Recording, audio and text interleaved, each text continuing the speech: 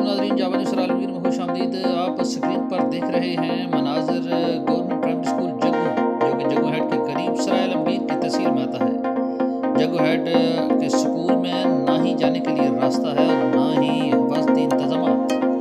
جاوا news سرائے عالمگیر کی screen پر آپ مناظر دیکھ رہے ہیں جو یہ گورنمنٹ پرائمری اسکول جگو کے ہیں، جس میں حفاظتی بند بالکل موجود نہیں اور برساتی نالا کسی بھی وقت گورنمنٹ کی بلڈنگ کو اپنے لپیٹ میں لے سکتا ہے۔ متعدد بار انتظامیہ کو باور بھی کرایا جا چکا ہے۔